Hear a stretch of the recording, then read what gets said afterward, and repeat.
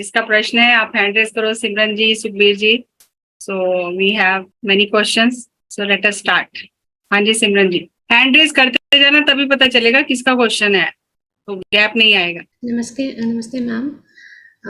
बहुत बहुत सुंदर आपने शेयर किया, मतलब आंखें जैसे खुल रही थी बार बार।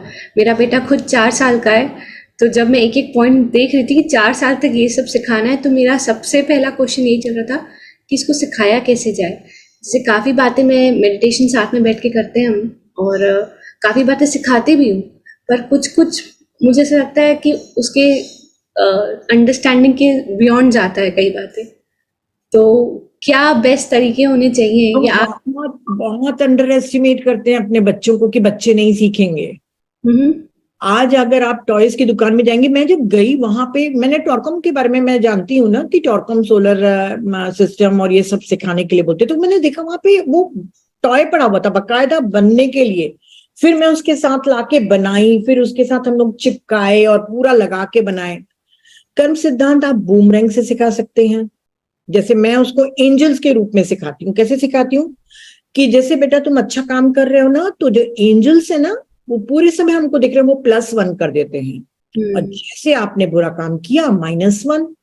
तो आपका अकाउंट बढ़ते जाता है बेटा, वो बहुत सारा जब हो जाता है। मैं उसकी बहुत सारी स्टोरीज बनाती हूँ, बहुत सारी स्टोरीज बना के दिखाती हूँ कि ये बच्चे ने गलत किया तो उसको ये पनिशमेंट मिली, क्योंकि वो गॉड पनिशमेंट नहीं दे रहा है। एंजल्स तो आपको जो वही देंगे जो आपने दिए हो। तुमने शेयर नहीं किया तो आपको भी शेयर नहीं करने के लिए मिलेगा। तो ऐसे करके बहुत पेशेंस के साथ आपको सिखाना रहता है। और 4-5 साल की उम्र में ही आप उनको प्राइवेट पार्ट्स भी बताना सिखाइए, क्योंकि आज की जमाने में ये एक डिमांड हो गई है, चाहे लड़का हो तब भी, क्योंकि बहुत ज्यादा इंसिस्ट हो रहे हैं, तो उसके लिए भी आपको सिखाना है।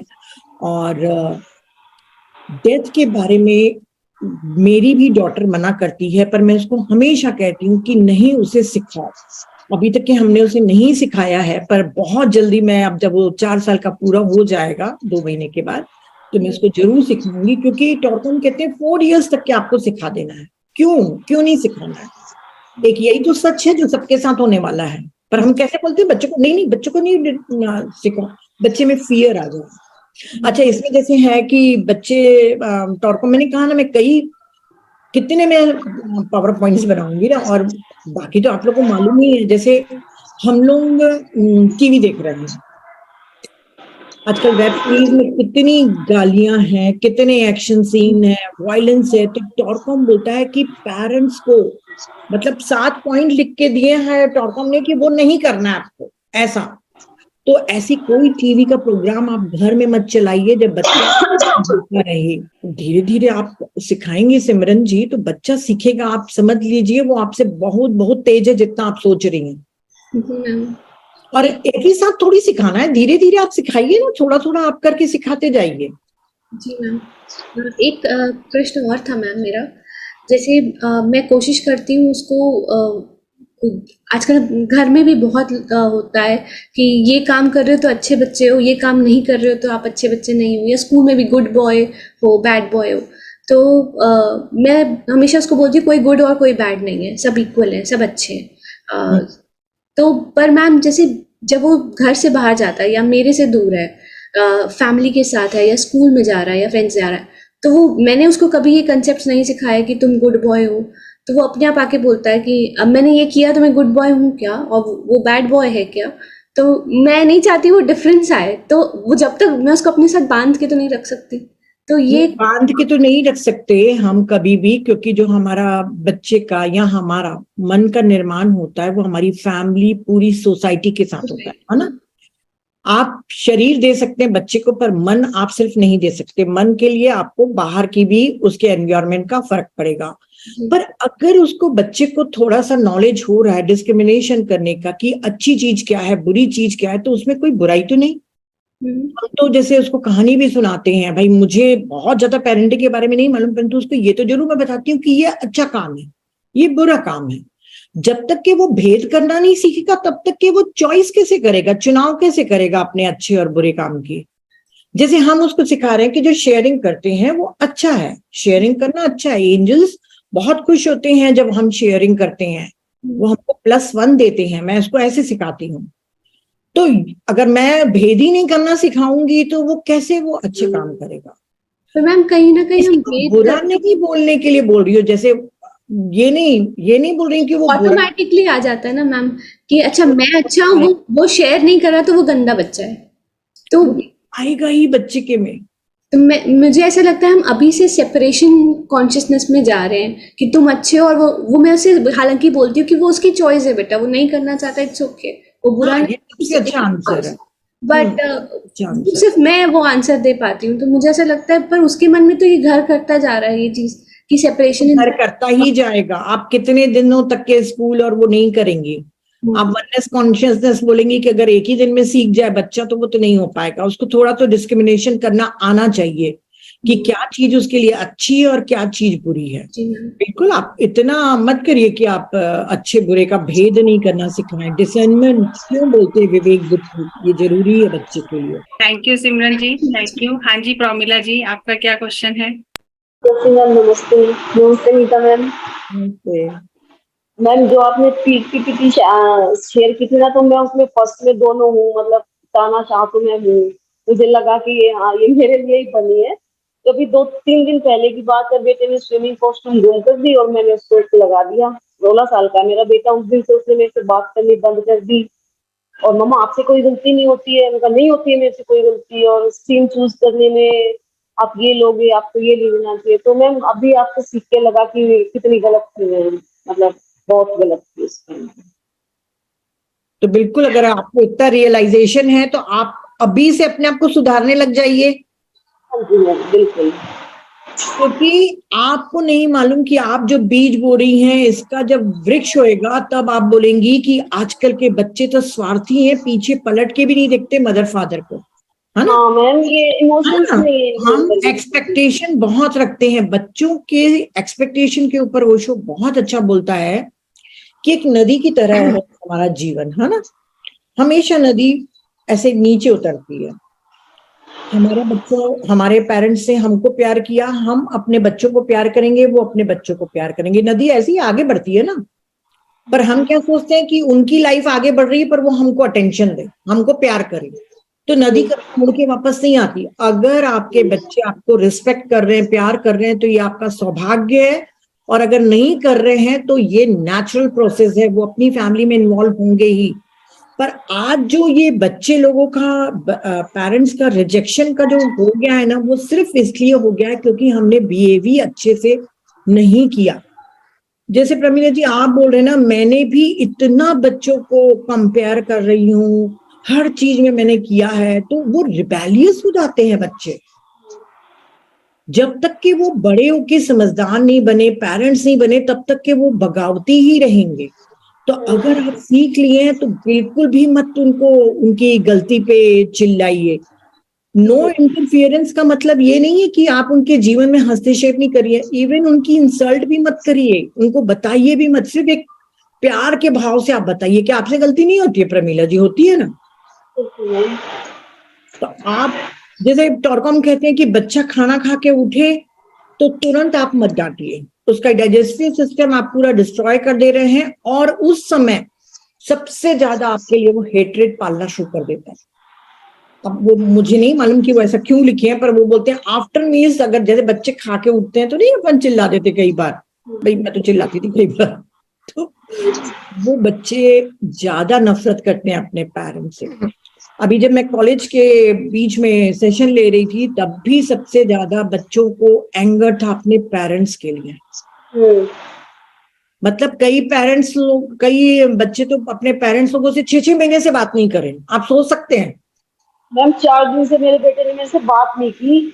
मैं मतलब सोच रह गई, मैंने इसके लिए इतना किया, इतना करती हूँ, मेरे से बात नहीं कर रही है। आप जाके सॉरी बोल दीजिए ना। हाँ हो गया मैम, वो तो हो गया था। हाँ, सॉरी बोल दीजिए कि बेटा मैं उस समय थोड़ा सा इमोशनली डिस्टर्ब थी, मैं नाराज हो गई, पर बाकी मेरा प्यार तुम्हारे लिए कम नहीं है। और आज का सेशन लगता है इन्हीं के लिए हुआ है। हाँ, आज का सेशन लगता है इन्हीं के लिए हुआ है। बिल्कुल मैम।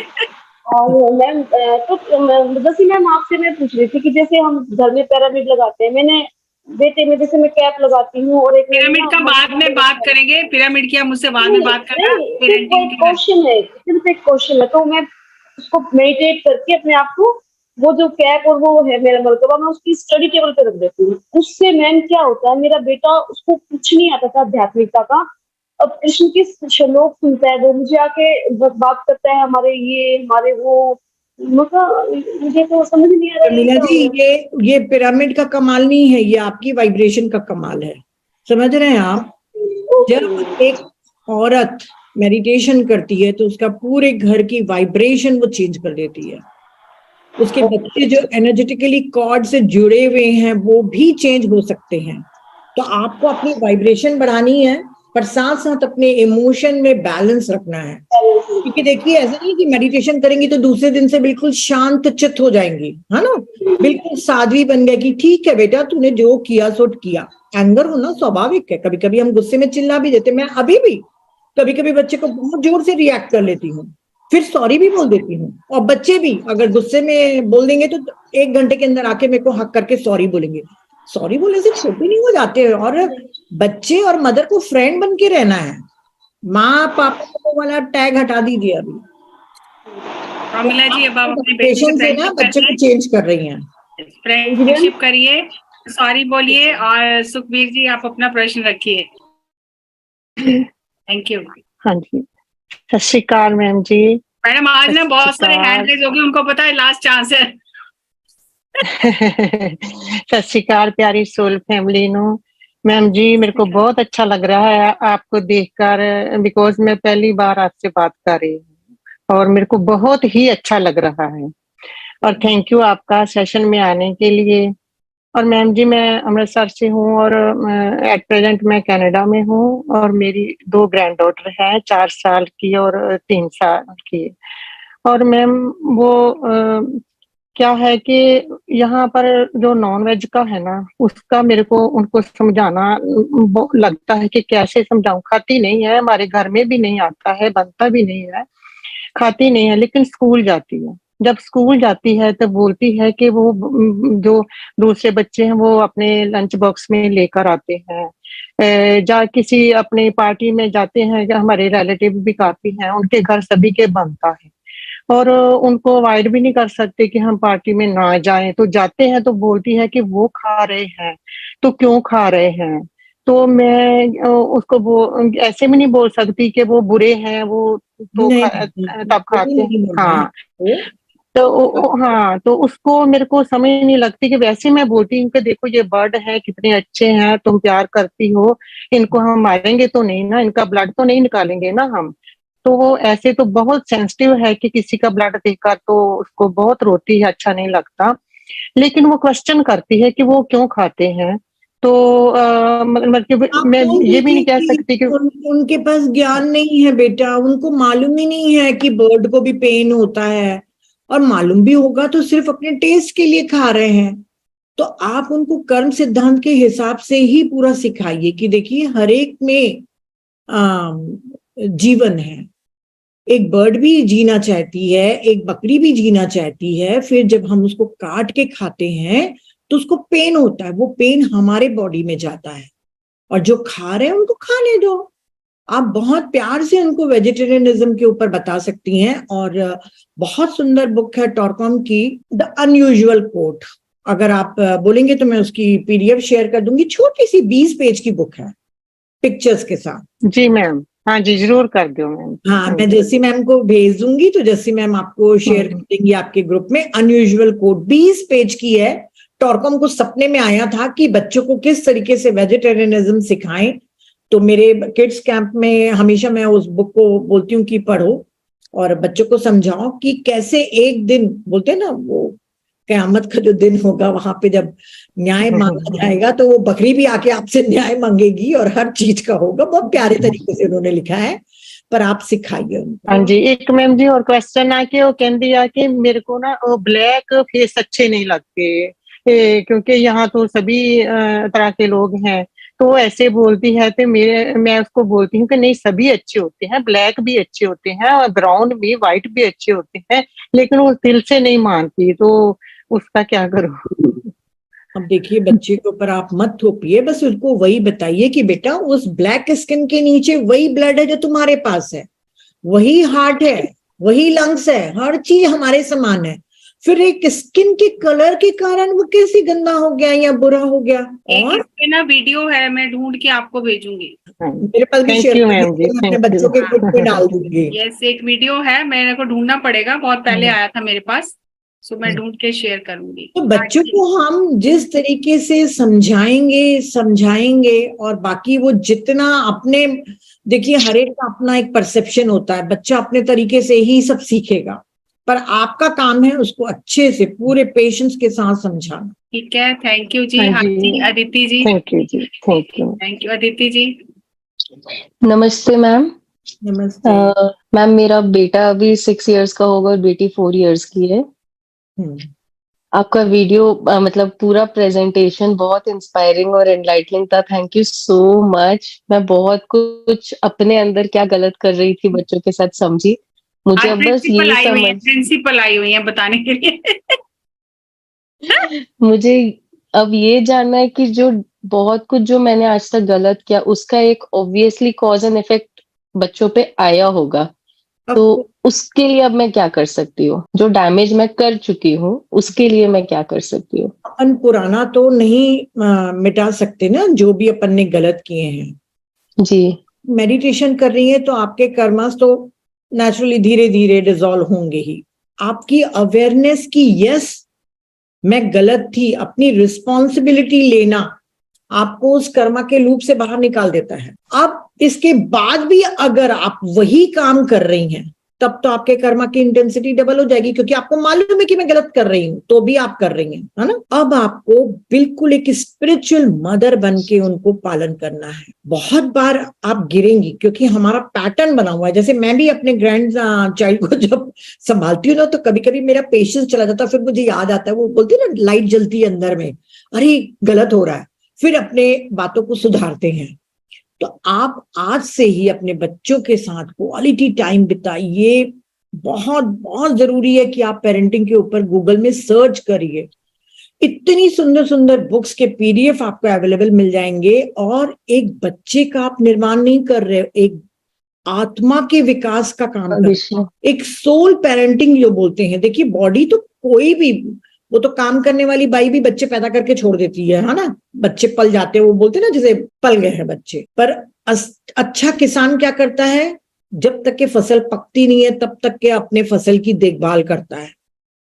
तो जब तक के वो इमोशनली मेंटली डेवलप नहीं हो जाएं, आप अपने को बदलिए, इमोशंस पे काम करिए, क्योंकि सबसे ज्यादा हमारे इमोशंस हमको ट्रिगर करते हैं और हमारा सारा गुस्सा निकल जाता है अपने बच्चों पर। और जो हमारे में जेलसी है ना, अरे उसके बच्चे बहुत अच्छा कर रहे हैं, उसके बच्चे इतना वो कर रहे हैं, तो आप जितना जूम सेशंस में ज्ञान लेंगी ना मैडम, आपका माइंड खुलते जाएगा। जैसे मैं एक एग्जांपल अपना तौर के बता रही हूँ, पहले मुझे भी काफी हद तक के जेलसी थी कि अरे उसके पास इतना है, इसके पास इतना है। जिस दिन मैंने लॉ ऑफ क्रिएशन समझ लिया टॉरकॉम की, कि इस दुनिया में फ्री में किसी को कुछ चीज नहीं मिलती, किसी को भी नहीं मिलती, हर एक को मेहनत करनी पड़ती है, कीमत चुकानी पड़ती है हर चीज के लिए। अगर कोई आज आपसे ज्यादा पैसे वाला है, ज्यादा सुंदर है, ज्यादा अच्छा बोलता है, अच्छा ज्ञानी है, तो उसने उसके लिए मेहनत की होगी। आपको नहीं मालूम कि उसने कितने जन्मों से अपनी यात्रा करके आया है। हो सकता है आपके 400 जन्म हो, उसके 800 जन्म हो, बेचारा गिरते पड़ते संभलते हुए यहाँ आया है।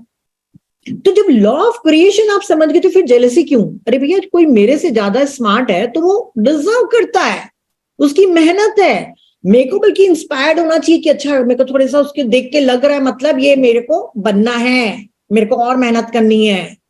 तो अपने इमोशंस पे जब आप काम करने लग जाएंगी ना मैडम, तो बहुत ज्यादा आपके लिए पेरेंटिंग इजी हो जाएगी। क्योंकि सबसे ज्यादा हमारा बच्चे बोलते हैं ना, ओशो ने बहुत अच्छा स्टेटमेंट बोला है, इस दुनिया में जितना अत्याचार माँ बाप करते हैं उतना कोई प्राणी नहीं करता। समझ गए? बच्चे तो हमारे रिफ्लेक्शन है, जैसा हम वैसे बच्चे बनते हैं। हम लोग जब सेंटर में बोलते थे ना कि आप बच्चे के लिए क्यों बोल रही हैं, ये तो आपका मिरर रिफ्लेक्शन है, तो बच्चे चिल्लाने लग जाते थे, पेरेंट्स चिल्लाने लग जाते थे, मैडम हम तो ऐसे नहीं बोलते हैं, हम तो ऐसे नहीं करते हैं। फिर जब तहकीकात करते थे तो उनके फादर ऐसे निकलते थे या उनकी दादी वैसे निकलती थी। जैसे बच्चे कई मैनिपुलेटिव होते, बड़ी अच्छे से झूठ बोल के आपको पटा लेंगे ना कि मेरी मम्मी ने ना मेरे को कल खाना नहीं दिया आंटी, तो मैं इसीलिए मेडिटेशन नहीं कर पाई। तो हमको लगेगा वाकई खाना नहीं दी क्या? पता चलता है कि उसकी दादी माँ को झूठ बोलने की आदत है बहुत। हर चीज बच्चा सीख रहा है, सिर्फ मिरर है, वो आपको रिफ्लेक्ट कर रहा है कि उसके घर के आसपास जो भी उसके साथ हो रहा है वो रिफ्लेक्ट करके बता रहा है। कुछ उसकी पास्ट लाइफ की भी वासनाएं हैं, समझ रहे ना, पर जी जी जी बहुत ज्यादा आप ऑब्जर्व करना, आप ही में से कुछ होगा। जैसे मैंने बताया ना, मैं बहुत गुस्सा करती थी तो मेरी बेटी बहुत गुस्सैल है, और मेरे बेटे के डिलीवरी के टाइम तक के मैं सेपरेट हो गई थी, शांत थी, तो मेरा बेटा थोड़ा शांत है। Yes, thank you Aditi ji and thank you Neeta ma'am इतना क्लैरिटी देने के लिए। यस नम्रता जी, आप बात कीजिए। आत्मवंदन सभी को। नमस्कार। मेरा मुन्ना 10th पास हुआ अभी, जैसे तो वो पढ़ाई तो कुछ भी किया नहीं, 68% आया, पर उसने जिद करके नीट की एग्जाम पढ़ाई के लिए वो नागपुर गया और अब बोलता है कि मुझे यही करना है, और पढ़ाई करता भी है कि नहीं, पर वो ऐसा सीरियस नहीं है नीट के लिए, एंजॉय करके बोलता है कि मैं पढ़ाई कर लूंगा। कर सकता है मैम वो? नहीं कर सकता है। अल्बर्ट आइंस्टीन को तो स्कूल से निकाल दिए थे, मालूम है ना? हाँ मालूम। क्या बोला था आपको, मैं बता देती हूँ। अल्बर्ट आइंस्टीन को जब निकाला था ना, लेटर लिख के भेजे थे, तो मम्मी ने ये नहीं बोला कि बेटा कल से तुम स्कूल नहीं जाओगे क्योंकि निकाल दिए हैं, कल से तुम स्कूल मत जाना। तो बोले क्यों मम्मा, मेरे को तो स्कूल बहुत अच्छा लगता है, मैं जाऊंगा। तो बोले नहीं बेटा, टीचर्स बोल रही है आप इतने इंटेलिजेंट हो कि आप पढ़ाने के लिए टीचर्स नहीं है। देखिए उनकी मदर ने क्या भूमिका निभाई है। हाँ ना, सही है। तो आप नहीं जान सकते, पर हाँ मैंने जैसे बताया ना कि जो डेमोक्रेटिक वाले पेरेंट्स होते हैं ना, उनका काम है कॉजेस और कॉन्सिक्वेंसेस बताना कि बेटा जरूरी नहीं है कि तुम क्लियर कर पाओ, क्योंकि सिर्फ तुम नहीं दे रहे हो, लाखों पूरे ऑल इंडिया के लोग दे रहे हैं, और एक से एक बच्चे लोग अच्छे अच्छे क्लासेस ले रहे हैं। तो यदि कुछ बनना है बेटा लाइफ में तो ठीक है, तुमको मेहनत करनी पड़ेगी, और नहीं तो बेटा ठीक है, छोटी सी दुकान खोल के बैठ जाना। नहीं मैडम, उसने 10th में भी नॉर्मली 1 घंटा 10वीं की एग्जाम को जा रहा है, उसके एक दिन पहले एक घंटे से ज्यादा पढ़ाई नहीं करी मैडम। वो इतना ब्रिलियंट है, बहुत ब्रिलियंट है, मैं मानती हूँ। उसके ऊपर फेथ रख के छोड़ दीजिए, पर उसके बावजूद उसको कॉन्सिक्वेंसेस बताइए। हाँ 10th का रिजल्ट कुछ भी मायने नहीं रखता है, कैसे चेकिंग होती है आपको नहीं मालूम है। सही है ना, ऐसा नहीं होगा ना, निट में वहां पे तो कोई तो नहीं है। मैं आपको एग्जांपल बता रही हूँ, मेरा बच्चा बिलासपुर में टॉप में रहता था, है ना, बैरिज में आया था, पर जब वो ऊपर गया ना तो मुझे फोन करके बोलता है मम्मी मेरे सामान यहाँ पे चने मुर्रे के भाव में पड़े हैं लोग। जीनियस बच्चे आए हैं ऑल इंडिया के वहां के। सही तो यथार्थ रियलिटी में रहना सिखाइए अपने बच्चे को कि तुम अभी यहाँ पे थोड़ा सा पढ़ के अपने को मत समझिए। एक से एक इंटेलिजेंट बच्चे भरे पड़े हैं इस इंडिया में, और वही लोग क्रैक करते हैं। और बाकी अगर उसको नहीं करना तो आप क्यों फोर्स करेंगे? आपका काम है सिर्फ कॉन्सिक्वेंसेस और रीजन बताना, और बस छोड़। मैडम वो नहीं, क्या हमसे फोर्स करके हमने उसको बोला कि भाई तेरी साइंस लेके तू नीट कर सकेगा क्या? आपको मेरे पे विश्वास है ना? फिर मेरे को यही करना है, उसके बोलने से हमने भेजा, पर अभी लक नहीं तो आपने बोल दिया ना, आपने अपना फर्ज अदा किया ना, आपका धर्म, तो बस आपने धर्म निभा लिया, बाकी वो जाने, है ना। थैंक यू जो बनने आया है वो बनेगा ही। हाँ जी, क्या नाम है? हाँ जी सुमन जी, आप बात कीजिए। हाँ प्रतिभा जी। जी मैम नमस्कार। मैम नमस्कार मैम, मेरे भी 2 बेटी हैं, एक 24 साल की है, एक 27 साल की है। बच्चे बड़े, मुझसे भी बहुत सारी गलतियां हुई हैं पेरेंटिंग के दौरान, जैसे कंपैरिजन करना मैंने भी किया है, और भी ऐसे गलतियां की है मैंने। हालांकि मैंने अपने आप को सुधारा भी है, मैंने उनसे माफी भी मांगी है पहले। जब मुझे इसमें आई, जब मेडिटेशन में जब मुझे इस चीज का रियलाइज हुआ कि हाँ हमें ये सब नहीं करना चाहिए, क्योंकि बच्चों की ग्रोथ खुद ब खुद होती है, उनको फ्रीडम छोड़ देना चाहिए। लेकिन अब मतलब काफी सारी जो गलतियां हुई है उन्हें मैं अब ये सोचती हूँ कि कैसे सुधारूं, मतलब की चीजों को। जैसे बच्चों के अंदर वो चीज तो चली गई ना कहीं काफी सारी चीजें, उन्हें कैसे सुधारूं? आप नहीं सुधार सकती, अब उनकी इमोशनल और मेंटल बॉडी बन चुकी, अब जो करना है अब उन्हीं को ही समझना है। आप अच्छे से फॉरगिव मांग लीजिए और आप रिग्रेट मत करिए। कोई भी पेरेंट्स को अगर कोई गलती होती है, अज्ञानतावश की है ना, जैसे मैंने भी अपने बच्चों को डांटा, पनिशमेंट दिया, रिवॉर्ड का लालच दिया, हर चीज मैंने भी वो सब 3, 2, 5 जो करते हैं ना मैनिपुलेशन, वो सब मैंने किया। सॉरी बोल दिया, अब मैं कोई गिल्ट नहीं रखती। भाई हम अज्ञानी थे, हमारे पास ज्ञान होता तो हम थोड़ी तुम्हारे साथ गलत करते। अब बच्चे का खुद का डेवलपमेंट उनके ऊपर है, उनकी भी सोल जर्नी है मैडम, सिर्फ आप ही से नहीं सीख रही है, कई बार हजारों माओं से वो सीख के यहाँ पे आ चुकी है। आप तो इस जन्म में हो ना, कई माओं से वो पाला पड़ चुका है उनका, है ना। तो अब आप उनको स्पिरिचुअलिटी की तरफ कोई अच्छी चीज बता के उनको अट्रैक्ट कराइए। कम से कम उनको मेडिटेशन आप जरूर सिखाइए कि बेटा अपने आप से कनेक्ट होना सीखो। मेडिटेशन कोई स्पिरिचुअल कोई वो नहीं है, क्या बोलना चाहिए उसको, खेल नहीं है कि भाई मेडिटेशन कर रहे हैं वही आध्यात्मिक है। सिर्फ अपने आप से जुड़ने का नाम है मेडिटेशन। बाकी वो जुड़ते हैं नहीं जुड़ते हैं, आप अपनी वाइब्रेशन बढ़ाते जाइए, धीरे धीरे वो आएंगे आपके मेडिटेशन वाले उसमें और खुद अपने को सीखेंगे। और ये भी याद रखिएगा कि जो लोग मेडिटेशन नहीं करते हैं ना, वो भी लर्न करते हैं अपने पार्ट को। सिर्फ मेडिटेशन करने वाले ही लेसन नहीं सीखते हैं। तो ज्यादा सोचिए मत, हाँ, लेट गो करिए, जो है सो उसे वैसे ही स्वीकार करिए। और तो आप उनको अच्छी गिफ्ट दीजिए ना, बच्चों को उनके गोदे में अच्छी अच्छी बुक गिफ्ट करिए स्पिरिचुअल वाली, ताकि पढ़ने में थोड़ा इंटरेस्ट आए उनको। और अपनी एनर्जी बढ़ाइए और अपनी ट्यूशन से चलिए। So thank you ma'am. हाँ जी सुमन जी। जी ma'am, thank you ma'am. Thank you जी, बोलिए। आत्म वंदन मैम। नमस्कार। हाँ जी मैम, वैसे तो मेरे सारे क्वेश्चंस मैम पहले तीनों में कंप्लीट मुझे आंसर मिल चुका है अपना। जो जो मेरे क्वेश्चन से मेरे सबसे पहले वो 3 क्वेश्चन वही आ चुके हैं। बट मैम फिर भी मैंने अपनी पेरेंटिंग में अपने बच्चे को छोटे होते प्लांटेशन, पूजा पाठ हर कुछ सिखाया है। सभी के साथ शेयरिंग करना, ग्रैंड पेरेंट्स के साथ बैठ के बात करना, लव केयर। बट मैम जैसे वो 22-23 साल में पहुंच गया, अब वो प्रॉपर वही एग्रेसिव, ना सुनना, हर बात के लिए पेरेंट्स को ही ब्लेम देना, ऐसा क्यों मैम? आपको लगता है कि आपने बिल्कुल वो बीज नहीं डाला था एंगर का या किसी का, आपने आपके घर के लोगों ने? ऐसा तो कुछ नहीं मैम। ऐसा नहीं हो सकता, कोई ना कोई तो कारण होता है घर में जब बच्चा एग्रेसिव हो जाता है। मैं ये भी बार बार कहती हूँ कि पास्ट लाइफ की उनकी मेमोरीज और उनके पैटर्न्स रहते हैं, पर अगर बच्चा एग्रेसिव और रिबेलियस बन रहा है तो कहीं ना कहीं चूके तो होंगे। ये तो आप बिल्कुल मत कह दीजिए कि मेरा दामन बिल्कुल साफ है। बहुत सी चीजें अनजाने में, जैसे मैंने कहा ना कि अगर आप इमोशंस भी गलत रख रहे हैं या थॉट्स भी गलत रख रहे हैं तब भी वैसा होता है। और ये भी मैं आपको चीज बता दूं कि कई बार बहुत अच्छे पेरेंट्स होने के बावजूद उनके बच्चे बिगड़ैल या समझ रहे हैं कुछ होते हैं, कुछ कर्ज वाले रहते हैं ना, क्या एक सेवकदार बच्चे रहते हैं, कुछ कर्जदार बच्चे रहते हैं, कुछ कर्जा चुकाने आते हैं। तो आप अभी मत वरी करिए। अगर आपको लगता है कि आपका दामन साफ है, आपने बिल्कुल अच्छे से परवरिश करी, आपने बिल्कुल ठीक किया, तो आप जो भी रियलिटी है उसको एक्सेप्ट करिए। आप क्या कर सकते हैं, अधिक से अधिक आप उसको कोई साइकोलॉजिस्ट के पास ले जाके एंगर मैनेजमेंट करवा सकते हैं।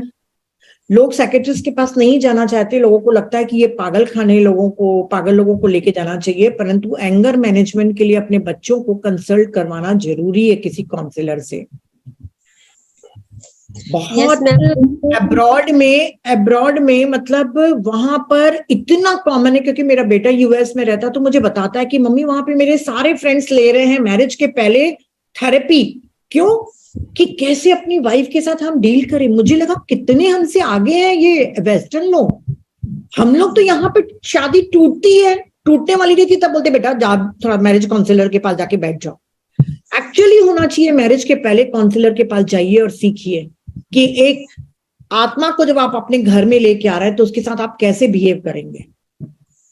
तो वहां पर हमसे ज्यादा ओपन माइंडेड है। तो आप अगर आपके बेटे के लिए आप प्रोवाइड ही कराना चाहती है तो एक अच्छा काउंसलर लीजिए। आप बच्चे को मनाइए कि आप ही की ग्रोथ के लिए मैं कर रही हूँ, तुम 1 घंटा चलो और बात कर लो। आप हट जाइए उस ऑफिस से, वैसे भी आपको ऑफिस से भगा देंगे, उनको बात करने दीजिए। आपका प्रॉब्लम भी हो। वैसे भी हम जजमेंट करते ही हैं, मतलब जज करते ही हैं बच्चों को। जैसे बच्चा कोई गलत बताएगा ना, हम तुम गलत हो, वो सही है, वो सही नहीं है, तुम गलत हो, कुछ भी हम बोलेंगे ही। पर जो थर्ड पार्टी रहती है ना, वो न्याय करेगी उनके साथ। Thank you Suman ji, thank you. हाँ जी जसवीर जी, हाँ जी, good evening, ma'am. Good evening. Actually, I just want to know the name of the book which ma'am has suggested. टॉर्कम सर्डियन की, इसकी इंग्लिश की भी है, responsibility of a father and mother and grand parents, है ना। Okay, right. टॉर्कम की thank- आपको बहुत सारी बुक मिल जाएंगी और कई बुक्स में ये चैप्टर्स डले हुए हैं, पर इसका हिंदी ट्रांसलेशन करवाया साई नंदन सर ने।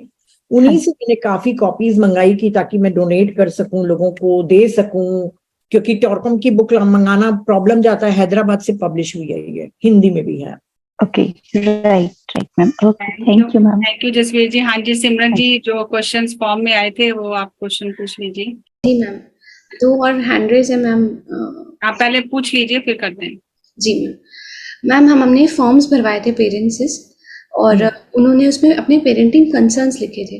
तो हमारे पास कुछ क्वेश्चंस हैं, उसके आपसे गाइडेंस चाहते हैं उस पर। पहला क्वेश्चन था मैम, हमारे पास जो पेरेंट्स के फॉर्म रजिस्टर्ड हुए थे, वो उनके बच्चे right from 0 age to 34-35 years तक के बच्चों के लिए उन्होंने अपने क्वेश्चंस किए थे।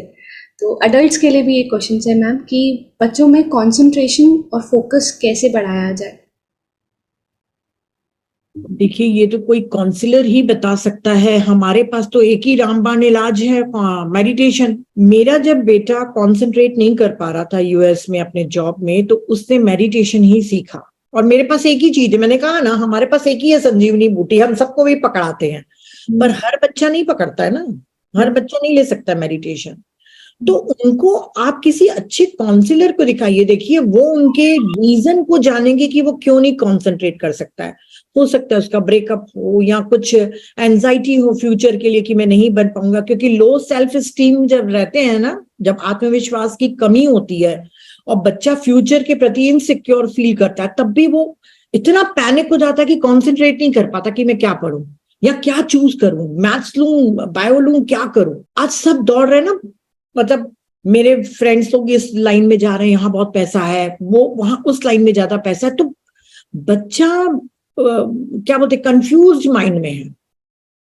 तो हम सिर्फ एक मेडिटेशन देते हैं, बाकी काउंसलर उनके रीजन को जानेगा कि उसके नीचे की लेयर के नीचे क्या कारण है ना। तो वो बहुत अच्छी थेरेपी उन लोग प्रोवाइड कराएंगे और उसमें से वो बात निकलवाएंगे कि कौन सी चीज है जो कॉन्सेंट्रेट नहीं करने दे रही। मैम, एक और क्वेश्चन था कि हाइपर एक्टिव किड्स और खासकर एडिक्टिव किड्स, जो स्क्रीन एडिक्शन है या चॉकलेट या जंक फूड एडिक्शन है आज के टाइम पे, उससे कैसे ओवरकम किया जाए। देखिए, इन सब के बारे में भी मुझे नहीं मालूम। जब नहीं मालूम है तो मैं बिल्कुल भी नहीं कोई आंसर देना चाहूंगी कि मैं सब जानती हूँ। नहीं, मैं बहुत सी चीजें नहीं जानती हूँ। मैंने आप लोगों को बार बार कह रही हूँ कि कई चीजों में हम नहीं हेल्प कर सकते बच्चे की, आपको किसी काउंसलर के पास जाना ही पड़ेगा। और आपने शुरू में क्या बोला था, 3 चीजों में सबसे फर्स्ट क्या बोले थे मैम? हाइपर एक्टिव है और हाइपर एक्टिव का मैं आपको बता दे रही हूँ। जैसे छोटे बच्चे हैं और हाइपर एक्टिव हैं, क्योंकि उस समय मेरा तुरंत क्लिक हुआ कि ये मेरे से रिलेटेड है ना, जिसके बारे में मैं जानती हूँ वो बता सकती हूँ। हाइपर एक्टिव मतलब बहुत ज्यादा एक्टिव है बच्चा, एनर्जी बहुत है, और आप उसको एक प्रॉपर चैनलाइज नहीं कर रहे हैं। तो उनको हम बहुत एक्स्ट्रा करिकुलर एक्टिविटीज करने के लिए बोलते थे अपने सेंटर में, क्योंकि मैंने जो स्पिरिचुअल पेरेंटिंग के वो रहते हैं ना कोच, उनसे गाइडेंस लिया था। तो उनको डांसिंग, बास्केटबॉल, स्पोर्ट्स वगैरह में जहां पर वो अपनी एनर्जी को चैनलाइज करते हैं ना, एक अच्छे काम में, डांसिंग जहां पे क्रिएटिव फॉर्म होता है उनका एनर्जी का ट्रांसफॉर्मेशन, तो ऐसी चीजों में उसकी एनर्जी को आप वेस्ट कराइए। वेस्ट मतलब चैनलाइज, तो फिर वो होंगे। और पेरेंट्स को कभी भी नहीं बोलना चाहिए कि मेरा बच्चा हाइपर एक्टिव है। जितने बार हम बोलते हैं उतने बार हम उस चीज को वो दे रहे हैं, एनर्जी दे रहे हैं। साथ ही मैम, हमारे पास ये भी क्वेश्चन बहुत आ रहा था कि आगे बच्चों को क्वालिटी एजुकेशन उनके फ्यूचर के लिए या एज अप्रोप्रिएट कोर्सेज के लिए पेरेंट्स अपने आप को भी और बच्चों को कैसे प्रिपेयर कराएं। देखिए हमारे टाइम में सिमरन बेटा कुछ भी ऐसा नहीं था। पापा ने कह दिया बायोलॉजी लेना है बेटा, डॉक्टर बनना है, हम भी ले लिए बायोलॉजी, है ना, हमको अच्छा लग रहा है, पापा ने भी बोल दिया। आजकल एजुकेशन के काउंसलर्स हैं, वो सिर्फ बच्चे के माइंड को नहीं पढ़ते हैं। मतलब ये नहीं कि क्योंकि बच्चा क्या बहुत इन्फ्लुएंस्ड है कि मेरे फ्रेंड्स आईआईटी में जा रहे हैं, जैसे आईआईटी नहीं हो गया आपको कोई गारंटी हो गई कि आप करोड़ रुपए कमाओगे, है ना, पर लोगों को एक क्रेज है आईआईटी का, अभी एमबीए का क्रेज है, मतलब सबका अपना अपना है। तो बच्चा जब एजुकेशन वाले काउंसलर के पास जाते हैं ना, तब उनके परसेंटेज देख के, उनके इंटरेस्ट, उनकी स्ट्रेंथ देख के बताता है कि बेटा तुम ये लाइन लो। और आज एक लाइन नहीं है बेटा, मैथ्स में हजारों लाइंस हैं, वो हम नहीं जान सकते क्योंकि हमारा वो काम नहीं है। तो मेरे पास जैसे कोई आता है ना, तो मैं तो बोलती हूँ आप बेटा, मेरे पास 2-3 नंबर्स हैं, मैं तुमको दे रही हूँ, उनके बड़े बड़े सेशंस होते हैं, तुम उनसे कंसल्ट करो और वही बताएंगे कि तुमको कौन सा सब्जेक्ट लेना है। थैंक यू सिमरन जी। हाँ जी श्रीलता जी। जी नमस्ते मैम, थैंक यू मैम, बहुत ज्ञान भारती से बहुत कुछ सीख के बहुत कुछ अपने आप को बदली हूँ मैं, और बच्चों को भी क्लास ले रही हूँ जूम गूगल मीट से। मैम मेरा एक क्वेरी मैम, बिफोर मेडिटेटर थी, तब हस्बैंड के साथ मेरा बहुत कुछ झगड़ा था, तो वो उस हस्बैंड को कंट्रोल करने के लिए बेटे को वो बीच में टूल जैसा यूज करी, वो उसको पता भी चल गया था ऐसा।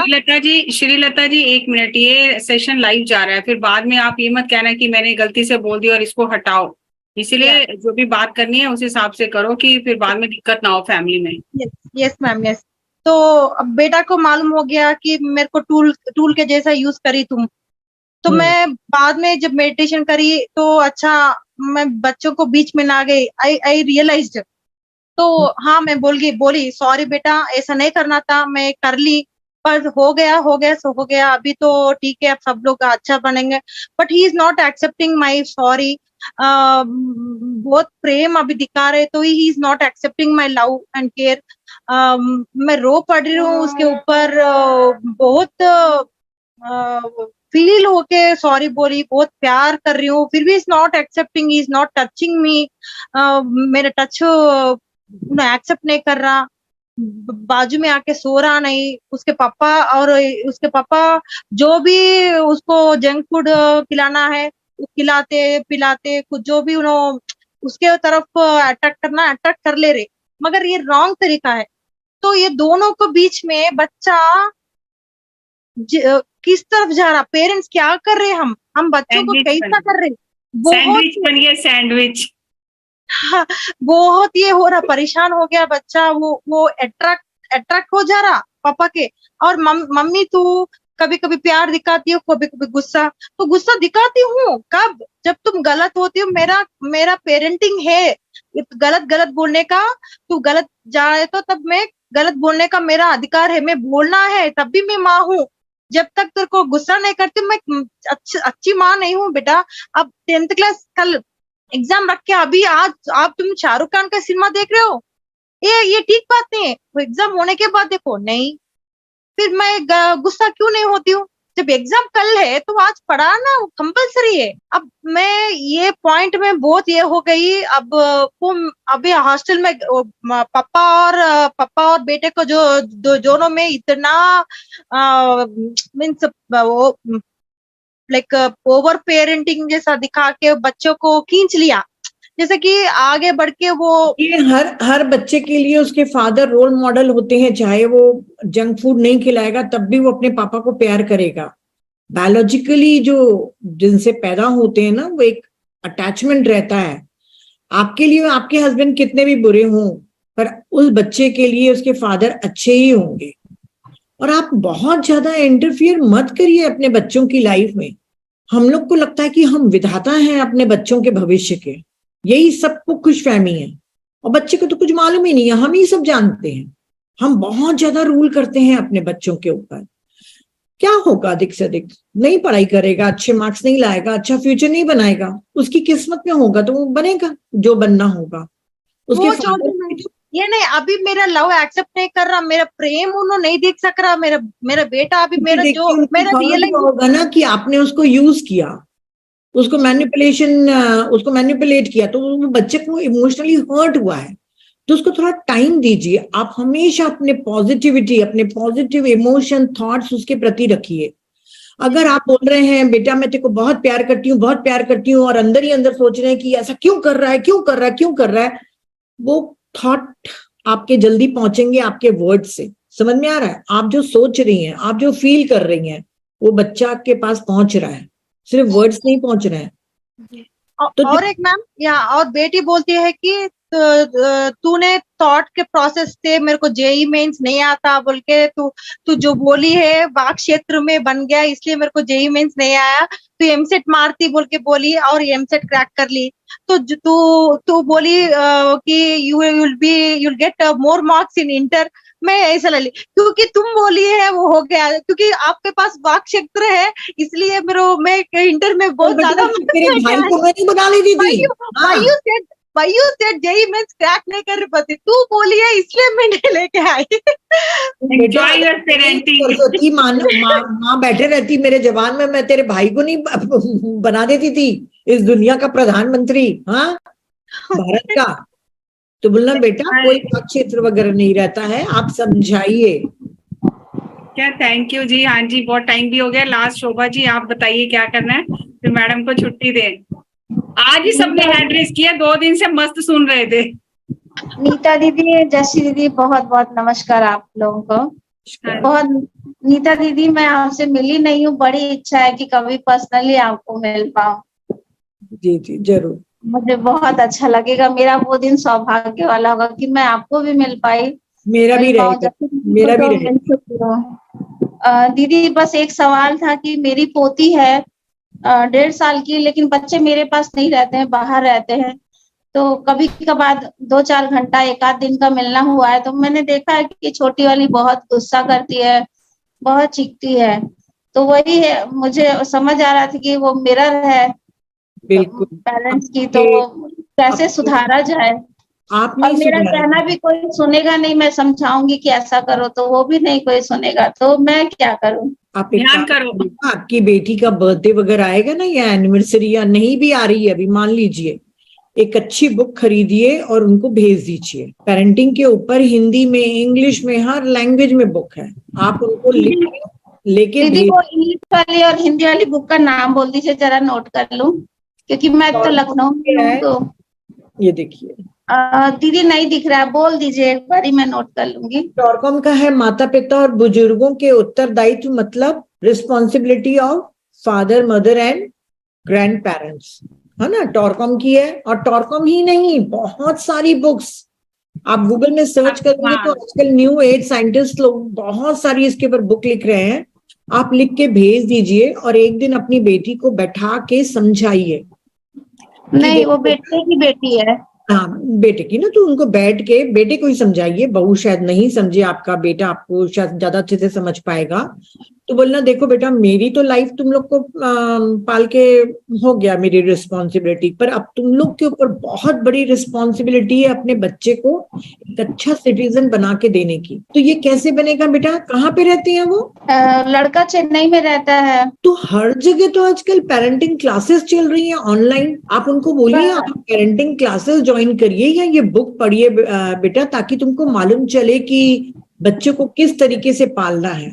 दीदी जब वो 7 साल का था तब मेरे हस्बैंड ने शरीर छोड़ दिया था, और वो बीएचयू से गोल्ड मेडलिस्ट है एमटेक में, एपीजे अब्दुल कलाम ने गोल्ड मेडल दिया था, और बेटी सीए है। परंतु जो उनके पार्टनर हैं, तो हम उनको समझा नहीं सकते हैं, उनको बता नहीं सकते हैं कि आप ऐसा करो वैसा करो, क्योंकि वो बहुत ज्यादा अकल है उनके पास। नहीं, तो अपने बेटे को एक गिफ्ट कर दीजिए ना बुक, शायद वो कभी पन्ना पलट के देखे और समझे, और आप एक बार बैठ के बात करिए। देखिए मैंने क्या बोला, डेमोक्रेटिक पेरेंट्स कौन से होते हैं?